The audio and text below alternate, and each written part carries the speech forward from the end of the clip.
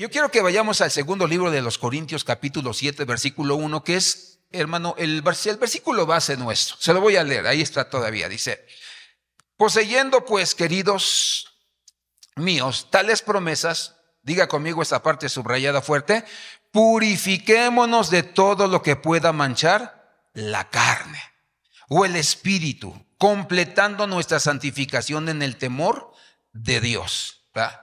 Entonces, palabras claves. Uno, tenemos que purificar que nuestra carne y nuestro espíritu, ¿verdad? De toda mancha o de todo pecado que hayamos predicado. ¿Para qué? Completar nuestra santificación. Cuando tú y yo nos entregamos a Cristo, hermano, Dios nos perdona nuestros pecados, nos purifica y nos hace sus hijos santos. Pero el proceso de santificación es todos los días, ¿verdad? Ir desmanchándonos, desenmugrándonos de todo aquello que nos ensuciaba. Por ejemplo, yo era muy grosero, era un pelado, hermano, un alburero. Y las groserías no desaparecieron de la noche a la mañana. Conforme iba yendo a la iglesia, congregándome, estudiando la palabra, llevando el consejo de mi pastor, fue que yo dejé de decir groserías. Y entonces hoy en día, gracias a Dios, no salen groserías o palabras de muerte o de maldición de mi boca. Amén. Y de la de usted tampoco. Entonces Pablo nos habla aquí de varias cosas. Número uno, sepárate de la influencia del mundo. Esos amigos, esa familia, esas personas que te ensucian cada vez que estás con ellos, hacen cosas, dicen cosas, ven cosas que ensucian la vida de todos nosotros. Dice, apártate de esa influencia y acércate más al Señor. A través de su palabra, a través de los hermanos. Todos los que estamos aquí tratamos y nos esforzamos por ser, hermano, personas que echamos fuera toda suciedad, toda impureza de nuestra vida, toda impureza de nuestra alma. Por eso nosotros nos damos cuenta de la importancia de separarnos de la influencia del mundo, de su manera de pensar. Ahora, segundo libro de los Corintios 6, versículo 17, nos dice a nosotros, o nos sigue hablando el apóstol Pablo diciendo: por lo tanto, salgan de entre los incrédulos y apártense de ellos, dice el Señor. No toquen sus cosas inmundas y yo los recibiré a ustedes. Yo seré su padre y ustedes serán mis hijos e hijas, dice el Señor todo ¿qué? Poderoso. Dice el Salmo 1, bienaventurado el varón que no anduvo en consejo ¿de qué? De malos, ni en camino de pecadores, ni en silla de escarnecedores se ha sentado. Entonces dice, bienaventurado, lo voy a parafrasear, bienaventurado el varón que no anduvo en consejo de malos, en plática de malos, con gente que solamente habla sandeces, habla tonterías, habla maldad, albures, etcétera, etcétera. Dice, bienaventurado el hombre que se aparta de esas personas, que no anduvo en el consejo, en lo que ellos dicen. Porque si estás mucho con esas personas, te va a gustar lo que dicen, te va a gustar cómo piensan, lo que hacen. Y entonces viene la segunda fase. Ya no solamente oyes sus consejos, sino en camino de malos. Es decir, haces lo que ellos hacen. Si antes te parecía que eso era malo, ahora ya no, ahora comienzas a hacerlo. Y entonces dices, pues no me pasó nada, estoy vivo, me va bien, tengo buena chamba, buen suelo.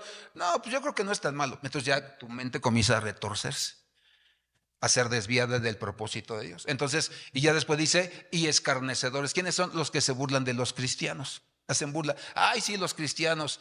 Sí, padre, y levantan su mano, ¿verdad? Saltan como chapulines cuando están en su iglesia. Y entonces ya vienen las burlas y ya nos comenzamos a burlar de los cristianos. Y entonces acuérdate, esto no es una religión. Esto es un encuentro con Cristo, una relación con un Dios vivo que oye, que ve, que huele y que hace todas las cosas a favor de nuestras vidas cuando nosotros nos acercamos a Él. ¿Sí me explico? Por eso Pablo dice, ubíquense bien, bugambilios, ¿verdad? Centro de Fe y Bugambilias, ubíquense bien, no le hagan al cuento, no se engañen a ustedes mismos, no andes con personas mañosas, pecadoras, con personas que te llevan a lo malo para que hagas cosas malas. Ubícate, te tienes que cuidar tú. Di conmigo, yo me tengo que cuidar, yo me tengo que cuidar. No el pastor, no la pastora. Cuando una persona no viene, no se congrega, si es nueva, le llamamos.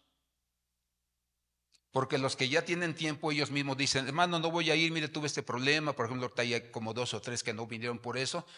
Ayer sufrió un accidente familiar, ahorita está en el hospital desde ayer, ¿verdad? Otro está enfermo, ¿verdad? Entonces ya los cristianos maduros ya avisan, dice, pastor, no voy a poder venir por esto, ¿verdad? Entonces, debemos llegar a cierto tipo de madurez donde no nos tienen que cuidar, nos tenemos que cuidar nosotros mismos. Si te dice la esposa o el esposo, ay viejo, pues amaneció nublado, no, y no vamos a la iglesia, ¿no? No, ¿cómo no? Pues si es el único día que vamos en la semana, ¿cómo vamos a dejar de ir a la iglesia? Nos vamos a morir, nos vamos a enfriar. Entonces, hay que cuidarse a sí mismo. O sea, esa es la responsabilidad que Dios nos deja a nosotros. Dice, yo te ayudo, yo te saco de tus problemas, aun si pecaste te limpio y te perdono, pero te tienes que cuidar a ti mismo. Entonces, hay una invitación que Dios nos hace a nosotros. Pásame, por favor. La invitación es limpiarnos de toda contaminación. Ahora, hay dos tipos de limpieza. Número uno, dice, hay una contaminación que solo Dios puede limpiar. O sea, el único que puede limpiarnos y perdonarnos de pecado, de transgresión, pecado y de la iniquidad es Dios. Ok, yo te perdono, te limpio. Pudiste haber matado a 20, era sicario, etcétera, etcétera. Yo te perdono. Pero después hay otra invitación para limpiarnos. Dice, hay una contaminación que se da cuando complacemos a nuestros sentidos con aquello que está prohibido. Es decir, si ya Dios me perdonó, me limpió, soy su hijo. Juan 1:12, más a todos los que le recibieron, a los que creen en su nombre, les dio potestad de ser llamados hijos de Dios. Pero de ahí para el real, hermano, yo me tengo que cuidar. Si me invitan a tomarme unas chelas, yo debo de decir no, porque esa es mi debilidad. ¿Y que voy a acabar al rato? Volviendo a estar atado por el pecado del alcoholismo, de la drogadicción, de la fornicación, del adulterio, de la hechicería, etcétera, etcétera, y mil etcéteras. Y entonces, esa otra parte de santificarme, me toca a mí, ya no le toca a Dios, me toca a mí. ¿Sí me explico? ¿Sí me explico? Entonces, por eso nosotros tenemos que tener claro, no todo el trabajo es de Dios, el trabajo también es de nosotros. Cuídate, qué lugares pisas, con qué personas te juntas, qué es lo que ves en la televisión, qué es lo que oyes en la radio. Tienes que cuidar, poner un escudo a tu oído, a tus ojos. Recuerda, ¿cómo entran los demonios? Ayúdenme los que ya saben, ¿cómo entran los demonios? Por lo que vemos, por lo que oímos, por lo que hablamos o tomamos, cuando te dan toloache, por tu parte sexual, por ahí entran los demonios. Hay que cuidar todas estas partes, son puertas para los demonios o para que entre la presencia de Dios. ¿Sí me explico? Entonces, mientras más escucho la palabra, mientras más leo la palabra, espíritu de santidad, espíritu de verdad, espíritu de fidelidad, espíritu de, hermano, justicia, comienzan a entrar dentro de mí, y entonces yo voy caminando y me voy haciendo cada día más fuerte en el Señor.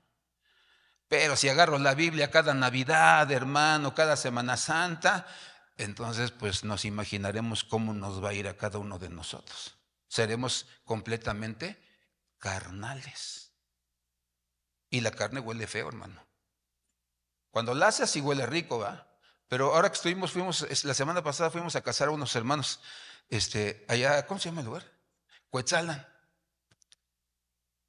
Y pues fuimos, hermano, a recorrer el pueblito, ¿no? Entonces, hay una parte que ya está cerca de la iglesia, hermano, donde son como, no quiero exagerar, unos 15 metros de un lado y de otro, y están los puestos de carne fresca. Cuando yo entré a ese lugar, hermano, esa zona, comienza a oler a carne, pero, hermano, en serio no te miento, tenía ganas hasta de volver el estómago, o sea, me asqueó el olor, o sea, huele feo el olor a la carne fresca. O sea, que yo le decía a mi esposa, ¿sabes qué? Apúrale, porque en serio sí me voy a guacarear aquí. O sea, la carne huele feo. Cuando te la comes, no. Cuando la haces, no, huele hasta rico. Entonces, fue cuando yo pensé y dije, Dios mío, cuando yo ando en la carne, en el pecado, así huelo de la misma, te asqueas de mí. Y eso es lo que pasa, hermano, espiritualmente hablando. En serio. No, yo si voy la otra vez para otra, hermano, ya vi unas cuadritas que le puedes dar la vuelta, pero ya no vuelvo a pasar por donde está ese hermano. En serio, me lo traía hasta en la mente el olor. Y así venía a mi mente, ¿verdad? No seas carnal, no andes de carnal, porque así hueles delante de Dios. Entonces, por eso el apóstol Pablo está diciendo, cuídense. No sean carnales, no sean pecadores, porque el olor que despedimos es desagradable delante de Dios. Pero cuando despedimos un olor a hombres y mujeres espirituales, dice que es, hermano, un aroma agradable, grato. Y dice Dios, ahí está mi hijo, ahí está mi hija. Entonces, por eso nos damos cuenta, hermano, de la importancia de cuidarnos. Ya Dios te salvó, Él hizo su chamba. Ahora es la tuya. Cuídate, límpiate, ten cuidado de cómo te conduces y con quién andas. Porque dice por ahí, dime con quién andas y qué, y diré quién eres. La lucha de Jesús, dice la Biblia, que fue mental. Es decir, Jesús, hermano, también le atacaban pensamientos o venían pensamientos a su mente. Dice la Biblia que cuando nosotros vemos a Jesús rumbo al Calvario, hermano, sucedió algo. Mateo 27, versículo 29. Y tejiendo una corona de espinas, se la pusieron sobre su cabeza, y una caña en su mano derecha, y arrodillándose delante de él, le hacían burla diciendo, salve, rey de los judíos, y escupiéndole tomaban la caña y le golpeaban, ¿qué? En la cabeza. Entonces la lucha de Jesús fue mental. Querían afectarle sus pensamientos para que no cumpliera el propósito de Dios en su vida. La lucha nuestra es mental.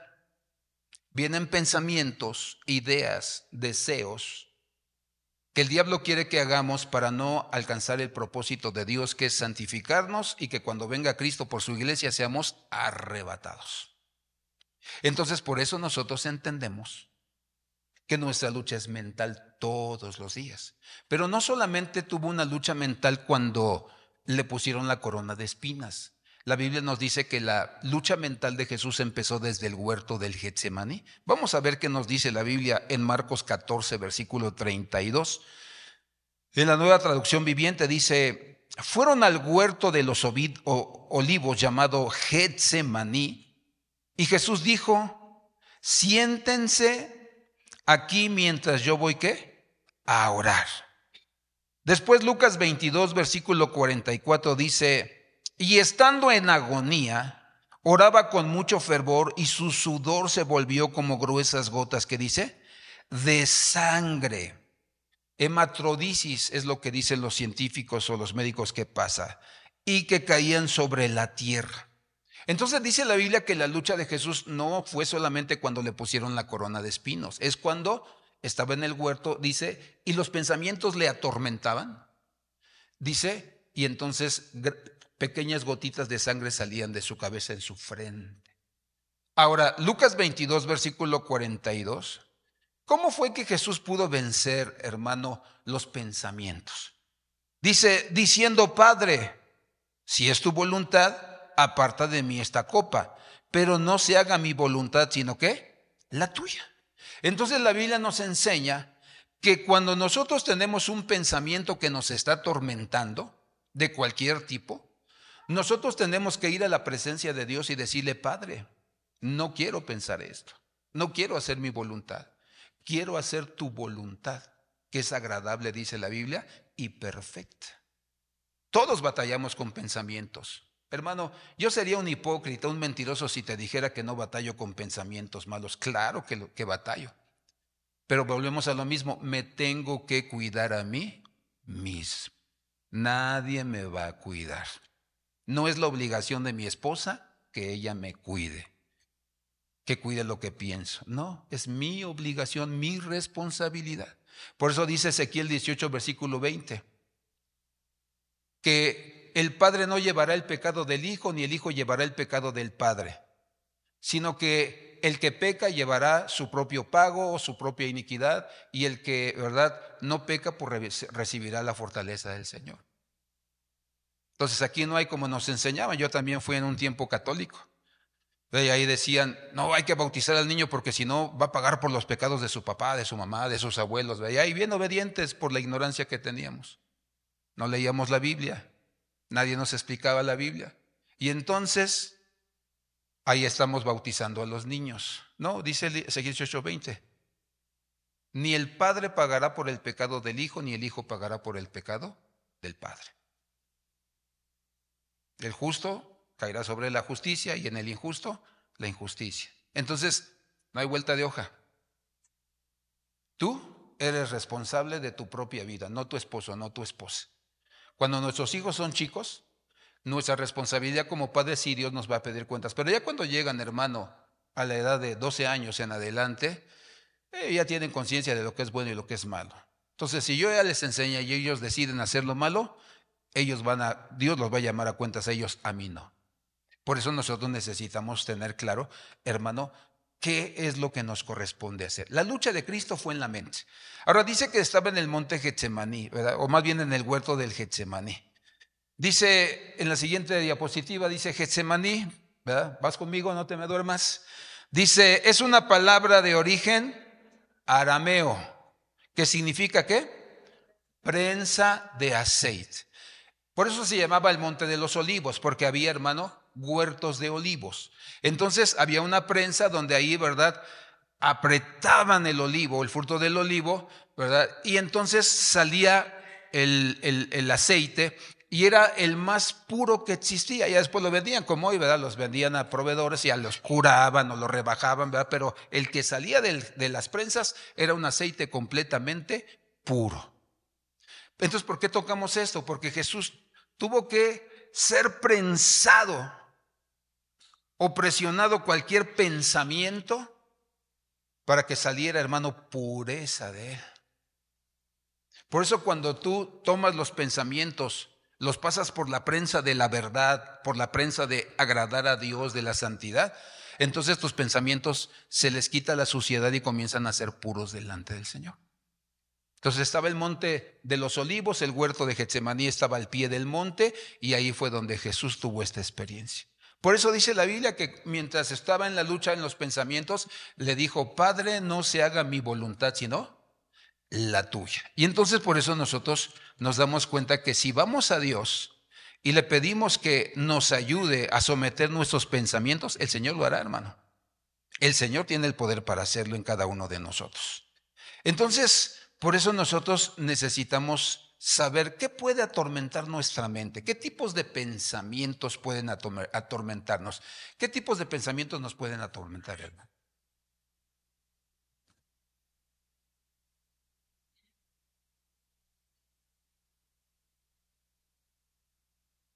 El rencor, ¿qué tipos de pensamientos nos pueden atormentar? El miedo, ¿sí me explico?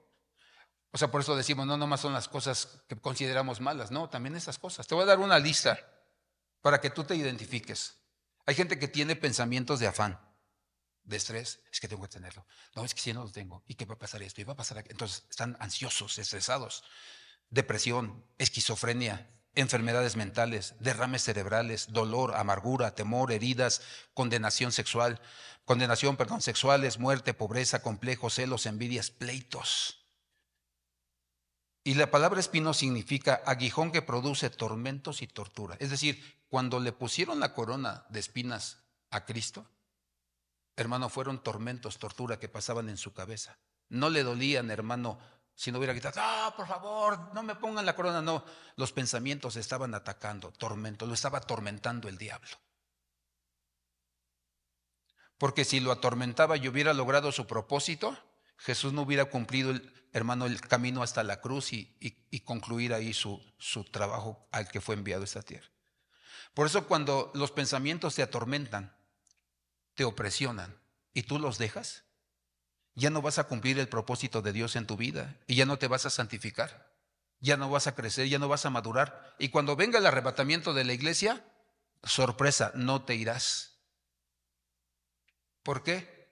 Porque perdiste el rumbo con tanto pensamiento que dejaste que te opresionara y entonces empezaste a desviarte del camino. Y entonces vivías en eso, en angustia, vivías en opresión. Y eso lo que causa, hermano, es que no cumplamos el propósito de Dios en nuestras vidas. La siguiente diapositiva, por favor. Este hombre se llama, hermano, es el doctor Iván Velasco Velázquez, investigador del Instituto Fisiológico Celular de la Universidad Nacional Autónoma de México. No desprecies las universidades, hermano, nacionales, ¿verdad? orgullosamente UNAM, orgullosamente BUAP, ¿verdad? O sea, las demás tienen su mérito, pero por ahí dicen en mi pueblo, el que es perico, donde quieres verde, ¿sí me explico? Entonces, la capacidad no es la escuela, la capacidad está donde. Buen promedio, becas, buen promedio, apoyos, buen promedio, becas al extranjero. Es lo que tenemos que tener claro, porque una escuela puede ser muy famosa y puede tener los mejores maestros, pero si no la aprovecha el que estudia ahí, pues no sirvió de nada. Entonces, este doctor dice, ¿qué provocan los golpes en la cabeza? Porque no solamente le pusieron la corona de espinos, sino le golpearon la cabeza. Dice, al tener un traumatismo, que significa lesión, daño físico causado por una fuerza extrema, o sea, por los golpes con la vara, puede haber un daño neuronal, provoca la pérdida de neuronas en el cerebro. Hay una región llamada el corazón de la lesión, que hace que mueran y que haya una deficiencia. En una entrevista con Notimex, indicó que los seres humanos nacemos con 100,000 millones de neuronas. Imagínate, 100,000 millones de neuronas. Por eso hay tanto cablecito en nuestra cabeza que va pasando información de un lado a otro. Cifra que disminuye a lo largo de la vida por diferentes circunstancias, principalmente por el envejecimiento. Por eso cuando llegamos a cierta edad y no usamos nuestra cabecita, ¿verdad? Hermano, ya no carburamos y ya se nos olvidan las cosas. Pero cuando una persona es adicto a la lectura bíblica y de todas las demás áreas, cuando uno hace esas, ¿cómo se llama? Crucigramas, ¿verdad? Esos de adivina y te ponen 3 opciones, ¿verdad? Entonces tu cabecita comienza a fluir, está carburando, no la dejas descansar y entonces llegas a cierta edad y estás lúcido, estás lúcida todavía, porque las neuronas se van muriendo. O sea, por naturaleza se van muriendo, pero si recibimos golpes, pues se acaban más rápido que tarde, como dicen en mi pueblo. Entonces ahí vemos después, ¿verdad? Contusión es un golpe, ¿verdad? En el cerebro. Entonces, te golpean, por ejemplo, ahí lo golpearon en la parte, ¿verdad? Frontal principal, delantera, y entonces nos damos cuenta que, ¿verdad? Ahí ya se mataron las neuronas, ¿verdad? Ahí hay está sangrando por dentro, aunque no se ve por fuera, está sangrando por dentro. Entonces, ya hay un problema. Entonces, nosotros nos damos cuenta que cuando alguien lo golpean en la cabeza, ¿has visto las películas de Chicago Medic, ¿verdad? Por decirlo? O del doctor ese que tiene problemas, ¿verdad? De autismo, pero es bien bueno. Entonces, cuando llegan personas, ya están despertando, ¿verdad? Que los golpearon en la cabeza, un accidente, ¡pum!, la cabeza golpeó. Y dicen, ¿cómo estás? ¿Dónde estoy? ¿Te acuerdas de algo? No me acuerdo. Esa es la intención de los golpes en la cabeza. Que se olvide quién es, cómo se llama, cuál es su propósito en esta vida. Entonces, ¿qué pasa? Ahí viene después la lista. ¿Qué pasa cuando hay golpes en la cabeza? Actuar de manera confusa, por si es que no sé, no sé quién soy. Después dice incapacidad para concentrarse y no pensar, ¿qué dice? Con claridad. O sea, está como embriagado, como sedado. Pérdida del conocimiento, ¿verdad? O sea, se desmaya totalmente. Pérdida de memoria, amnesia, o sea, realmente no se acuerda ni quién es. Náuseas, vómitos, sensación de haber perdido el tiempo. Entonces, por eso nosotros nos damos cuenta, amados hermanos, que cuando al Señor Jesucristo le pusieron la corona de espinas, entonces Satanás vio que no, o sea, el Señor seguía entero, carburando. Entonces dice que movió a los soldados romanos para que lo golpearan en la cabeza. Estos soldados romanos eran expertos, hermano, en tortura, como los Judas, ¿no? De aquí de la PGR, ¿no? Los judiciales, expertos en torturar a la gente. Saben dónde, saben cómo hacer que suelte la sopa. Así eran los romanos, le daban y pum, ¿verdad? Por eso los golpes. Entonces dice en la Biblia que esto intentó el diablo, pero dice la Escritura, hermano, que la intención era matar las neuronas. Las neuronas, déjamelo planteártelo así, son como los archivos que tenemos en una computadora. Tú tienes cierta información, ciertos temas, los vas poniendo por carpetas amarillitas. Entonces ahí viene una información que a ti te sirve para determinada situación. Entonces haz de cuenta que tenemos como esas carpetitas aquí, información en nuestras neuronas. Entonces cuando queremos, por ejemplo, si me quiero acordar de mi abuelo, Entonces yo me acuerdo de mi abuelo, ¿verdad? Y como aquí tengo carpetitas guardadas, desde que yo tuve razón y yo viví con mi abuelo, entonces yo empiezo a recordar no a mi abuelo ya de grande, sino cuando era más joven, qué me decía, qué me enseñaba, qué retos me ponía, porque aquí hay una carpeta que tiene toda esa información. ¿Sí me explico? Esa información se la querían deshacer al Señor Jesús. ¿Para qué? Para que no cumpliera el propósito de ir a la cruz y de pagar el precio del pecado y tomar el lugar que a nosotros nos correspondía. Quería matar, quería desaparecer esas carpetas, pero no pudo, hermano. Entonces tenía un plan B. Acuérdate, siempre tiene un plan B, C o D el diablo. No nada más a la primera. El que está a tu lado tiene plan B, dile, tiene plan B. Entonces no te confíes. Si no pudo contigo, no te confíes que no va a venir, tiene un plan B. ¿Cuál fue el plan B? Mateo 24, versículo 27, versículo 34. Quiso drogar al Señor, hermano. Dice, los soldados le dieron a Jesús vino mezclado con hiel amarga, pero cuando la probó se negó, ¿qué dice? A beberla. Esa bebida, aparte de tener un alto grado de alcohol, tenía algunas otras cosas que le echaban, otras sustancias, donde era así como un tipo de, hermano, perdóname de la palabra, de idiotizarlo completamente. O sea, que realmente perdiera la razón. Algo así como la heroína a los enfermos terminales, porque acuérdate, su cuerpo ya estaba golpeado, ensangrentado, o sea, su cuerpo ameritaba que alguien en misericordia le ayudara, y por eso daban esta bebida a los que eran crucificados, porque los dolores eran muchos, ¿verdad? Hermano, era tremendo. Entonces dice la escritura que le dieron el vino, pero dice que él no lo quiso. Dice que él no lo quiso. Hay algo que se llama el delirium tremens. ¿Qué es lo que sucede cuando las personas tomaban esta bebida? ¿Qué es? Dice que había cambios del estado mental. Yo no sé si has visto gente cuando se droga, hermano, que empiezan así. O sea, empiezan a drogarse y Entonces, completamente, hermano, la intención era que estuviera fuera de sus sentidos.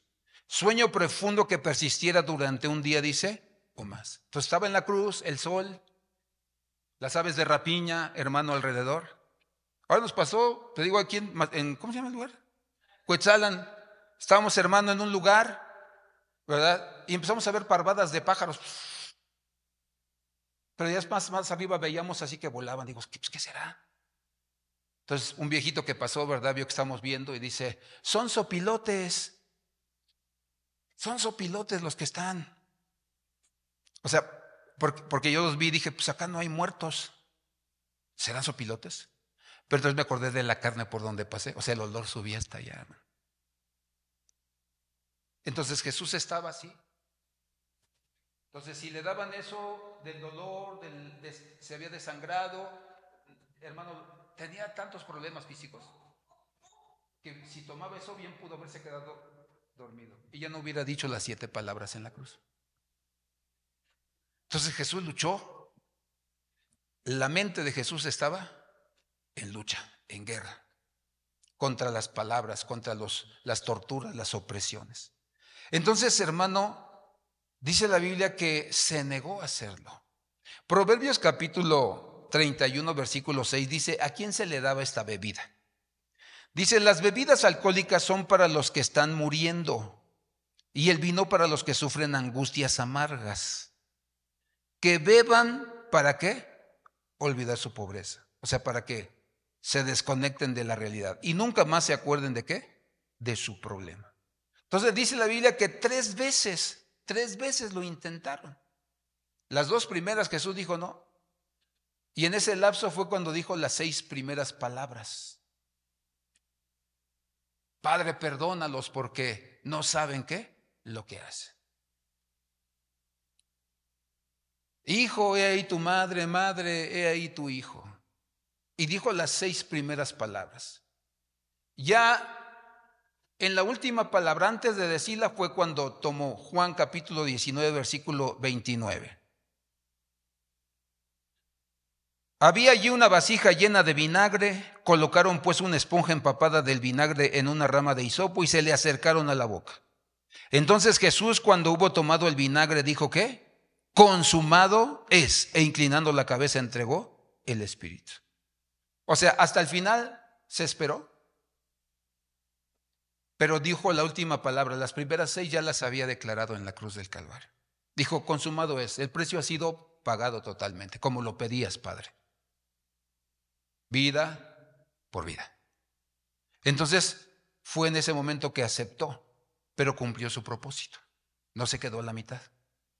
Pero a veces los pensamientos que vienen a nuestra vida a atormentarnos, a los hombres que hice con los cuates y las chelas y las mujeres, ¿verdad? Entonces, ¿iré o no iré? Y hay una lucha, pero cuando dicen, no, pues sí voy, pues ¿qué tiene? Al rato me arrepiento. Así hay muchos, hermano, que me han llegado aquí. Pero quedan otra vez atrapados. Y ya no es ese día, a la siguiente. Entonces ya nomás es todo con los cuates y perdiéndose, ensuciándose. Entonces por eso nosotros perdemos nuestro propósito. Perdemos nuestro propósito. Y entonces nosotros, hermano, cuando Jesús venga a la iglesia, por su iglesia en el arrebatamiento, pues los que no se limpiaron se van a quedar. Y no puede decir, no, Señor, pues yo fui 20 años, es más, yo inicié el centro de fe Bugambilias, yo hasta ayudé a paliar para los cimientos. No, eso no cuenta, es la santidad, es la obediencia, es la pureza. No, pues yo di para todas las lámparas, para el equipo de sonido, pues yo ya me merezco el cielo. No, no es por ahí, no te engañes. Dile que está a tu lado, no te engañes, hermano, por favor. Tienes que estar limpio, tienes que santificarte, tienes que cuidarte a ti mismo. ¿Sí? Cuando hay un recién convertido, tenemos a los hermanos sombra, ¿verdad? Estamos cuidando, pendientes de ellos, adoctrinándolos, enseñándoles, fortaleciéndolos, pero ya después de 3 meses ya puede caminar solito. O sea, no hay que estar ahí como niñito, ¿sí me explico? O sea, porque somos padres cuando alguien nace en Cristo. Pero después, ya que les enseñaste, ya que les diste ejemplo, entonces nosotros tenemos que hacer las cosas como se nos enseñó en la palabra. Entonces, por eso dice la Biblia que esto fue lo que sucedió. La pregunta, siguiente diapositiva, los pensamientos y el dominio propio. Nosotros tenemos que saber, hermano, ¿van a venir pensamientos malos? Sí, sí van a venir. ¿A cuántos les vienen pensamientos malos a su cabecita? Levante su mano con toda honestidad. Sí, sí nos vienen pensamientos malos. Si no nos vinieran, por eso Dios no hubiera dado los mandamientos, ¿verdad? De Éxodo 20. Porque Él sabe que vienen pensamientos, pero dice, no lo hagas. Entonces, ¿qué dice Pablo? ¿Cómo debemos actuar frente a los pensamientos que quieren atormentarnos o torturarnos? Segunda a los Corintios 10:5, derribando argumentos o palabras o pensamientos o ideas y toda altivez que se levanta contra el conocimiento de Dios o contra lo que Dios dice en su palabra que debemos hacer. Y llevando cautivo todo pensamiento a la obediencia, ¿qué dice? A Cristo. La palabra cautivo en la siguiente diapositiva es una palabra que se usa en la guerra, ¿verdad? Es un término militar, la palabra cautivo, que habla acerca de hacer cautivo a alguien, ¿verdad? Capturar un prisionero de guerra. Entonces, por eso dice, cuando vienen malos pensamientos, vas a agarrarlos y los vas a meter a la celda, a la cárcel, de ahí no van a salir. No tienes que practicarlos, no tienes que darles lugar. Los pensaste, sí, ese no es el problema. El problema es que dejes que ellos dominen tu vida y te hagan actuar. ¿Sí? Somos lo que pensamos, dijo alguien por ahí. O como dijo Juan Lutero, que ya estamos en el mes, ¿verdad?, de octubre, donde se celebra la reforma de Lutero. Lutero tenía una frase muy clara. No puedo evitar que las aves vuelen sobre mi cabeza, pero sí puedo evitar que hagan nido sobre mí.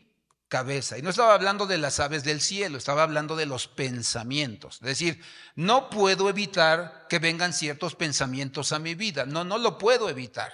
Soy ser humano, vivo en esta tierra. Pero lo que sí puedo evitar es que se mantengan o permanezcan en mi mente y me dominen y yo haga lo que mis pensamientos quieren o lo que mis deseos quieren. ¿Sí me explico? Entonces, si yo tengo alguna tentación, hay que apartarse. Dice, huye de las pasiones, ¿qué? juveniles. Le está hablando Pablo a Timoteo. Y Pablo no era Timoteo no era un adolescente, hermano, ya era pastor de una iglesia de más de 12,000 personas. Tenía aproximadamente 40 años. Entonces le estaba diciendo, aunque ya estás en los 40 o los 60, o sea, siempre vas a ser tentado con algo, con pensamientos, pero huye de las pasiones o de los deseos de tu alma. ¿Sí me explico? Porque nuestra alma desea. Lo vas a ver ahora en el Buen Fin. Chorro de ofertas. Entonces entras al centro comercial y ves el último, hermano, modelo de sonido, ¿verdad? Ya tienes un buen sonido que cuesta, no sé, ¿qué te gusta? 30,000 pesos, pero llegó uno de 60 y dices, me lo tengo que comprar. Ese me gusta. Y entonces la carne pide, ¿sí o no? La carne pide, la carne pide, la carne pide, la carne pide. Pero ¿cuál es tu tarea? ¿Por qué me voy a endeudar? Una vez fui a ver un pastor que no tenía ni para comer, hermano. Pero veo 3 carros en su pasillo, en su patio. Oye, ¿y esto qué? Ah, no, es que pues lo uso 3 días a la semana, esto lo uso todos 3 días y el mejor, pues el domingo. Yo digo, Dios mío, ¿qué le pasa a este?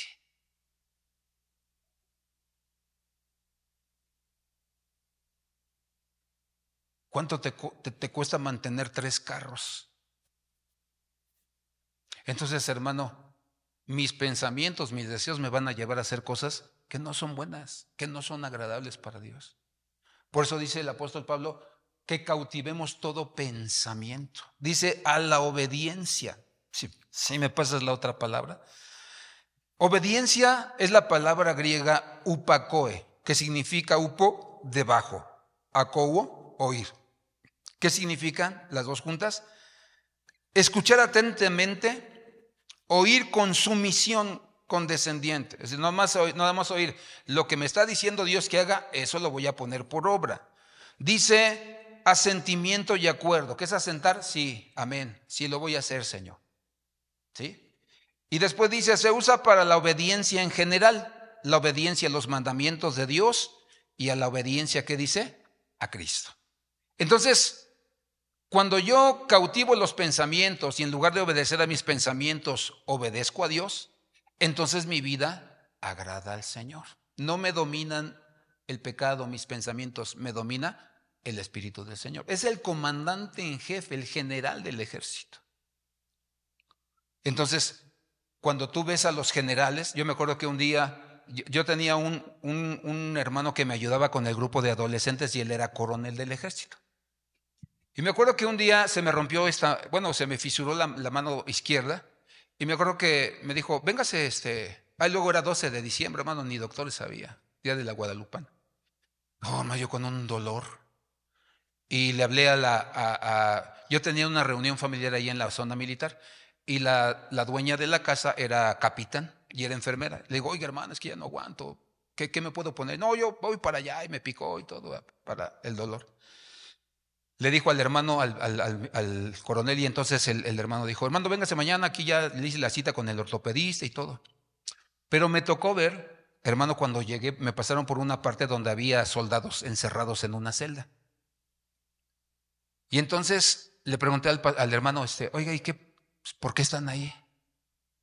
Dice, porque el general les dio una orden y no la obedecieron.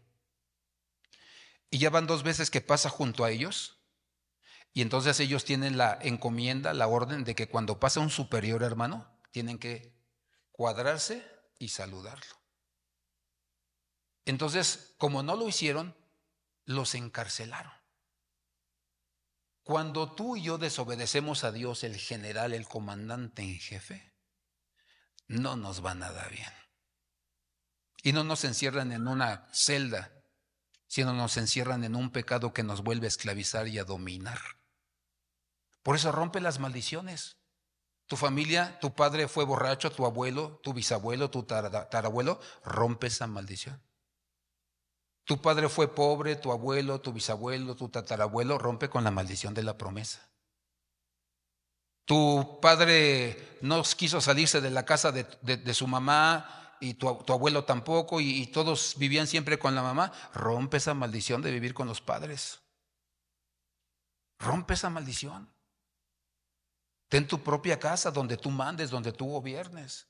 Si no, vamos a ser esclavizados otra vez. Entonces, por eso dice la Biblia, hermano, que tenemos que entender cómo nosotros debemos caminar con esa entereza de mente. ¿Qué pasa cuando una persona no tiene dominio propio? Proverbios 25, versículo 28. Proverbios 25, versículo 28. Una persona sin control propio o dominio propio es como una ciudad con las murallas, ¿qué? Destruidas. Si una casa no, por ejemplo, si este lugar no tuviera bardas, una puerta, ¿qué sucedería? Pues la gente entraría a saquear. Decía, pues a ver, ¿qué es lo de más valor? Bueno, pues los instrumentos, ¿verdad? Las bocinas, todo, y se llevarían lo que es de valor. Y dejaran este lugar desierto, desolado. Lo mismo pasa con una persona que no tiene dominio propio. Acaban con nosotros, el diablo, los pecados. Entonces, por eso nosotros tenemos que tener cuidado. Y vuelvo a lo mismo. Dios ya hizo su parte salvándonos. Ahora cuídate, santifícate, obedece lo que dice la Biblia.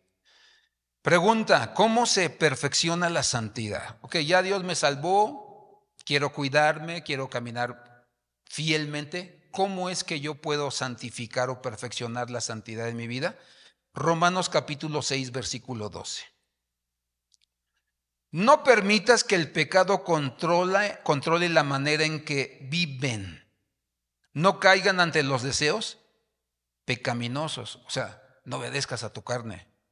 No dejen que ninguna parte de su cuerpo se convierta en un instrumento del mal para servir al pecado. O sea, no practiques el pecado.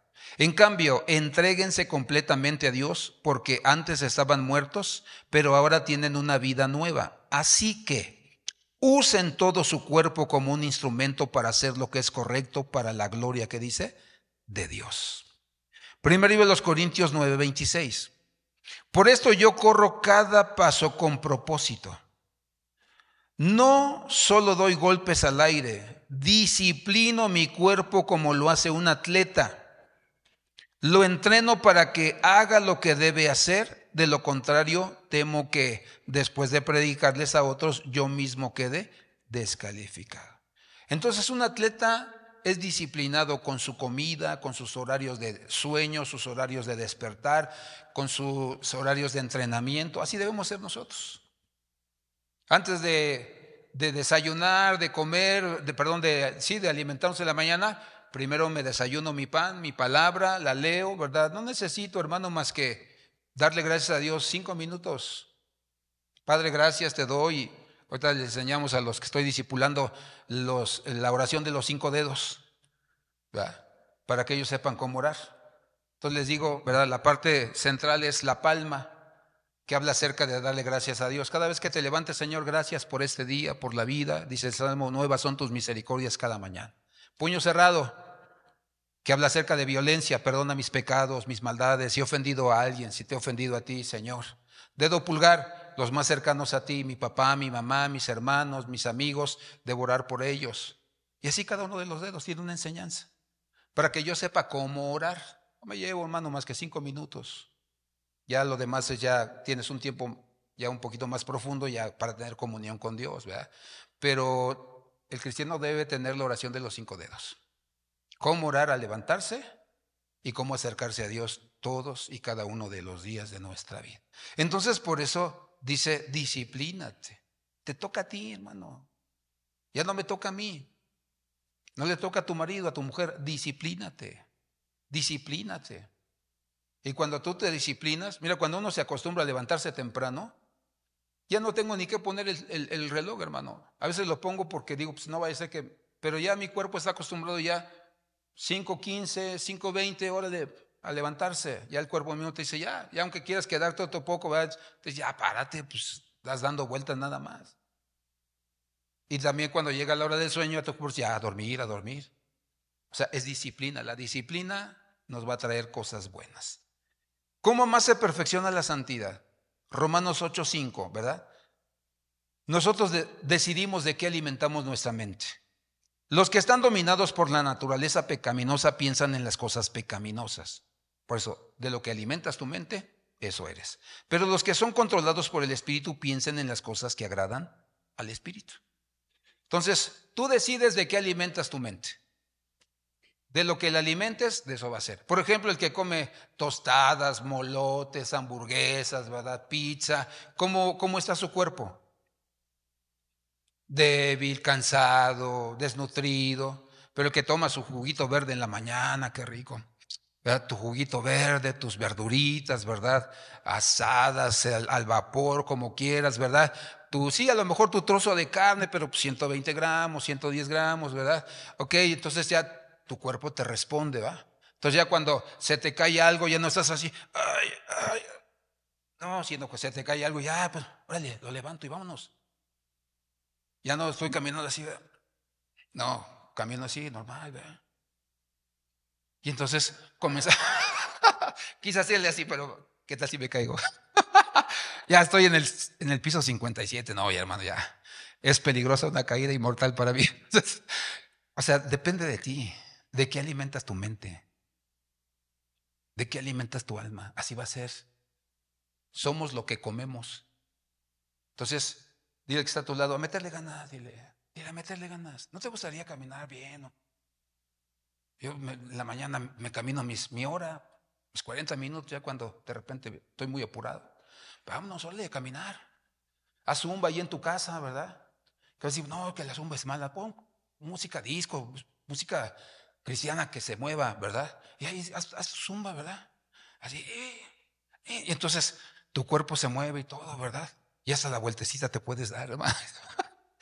Pero necesitamos saber que de lo que alimentes tu mente, eso es lo que vas a hacer.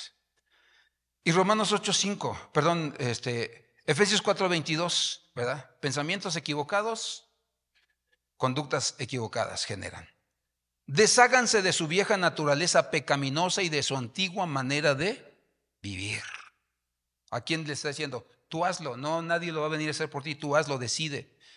Que está corrompida por la sensualidad y el engaño. En cambio, dejen que el Espíritu les renueve los pensamientos y las actitudes. Entonces, pensamientos equivocados van a generar reacciones o actitudes equivocadas. C. Toma el control y hazlo pronto.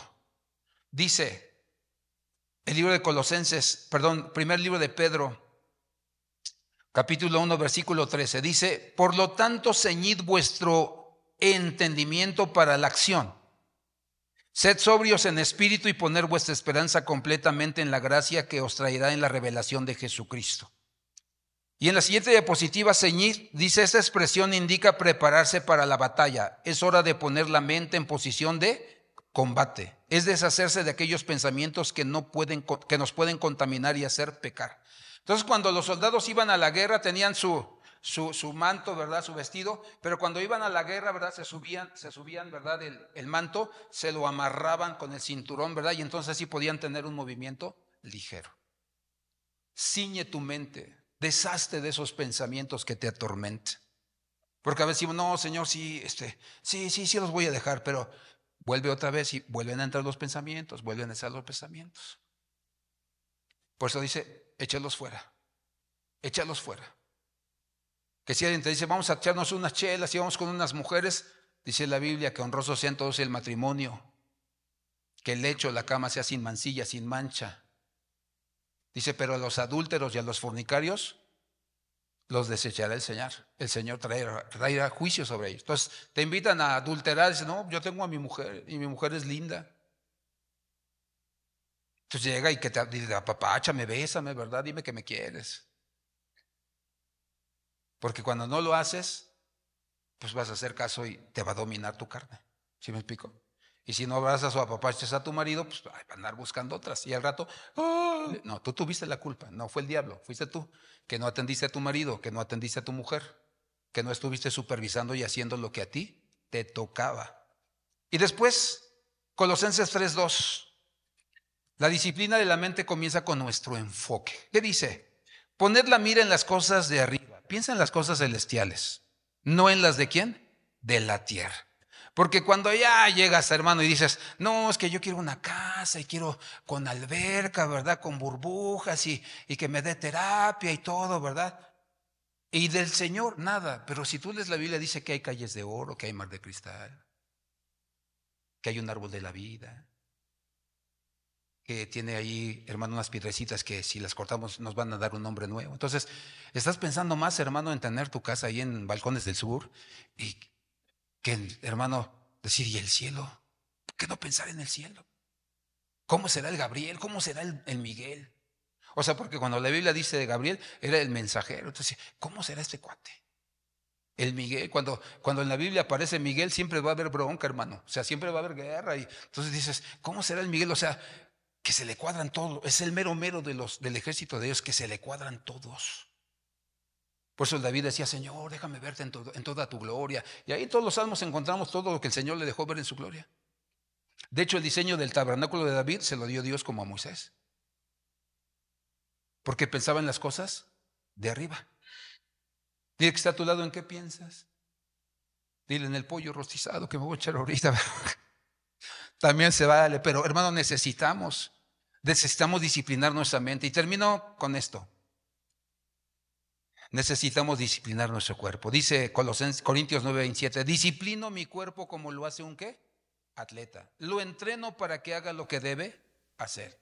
De lo contrario, temo que después de predicarles a otros, yo mismo quede descalificado. Entonces, disciplina.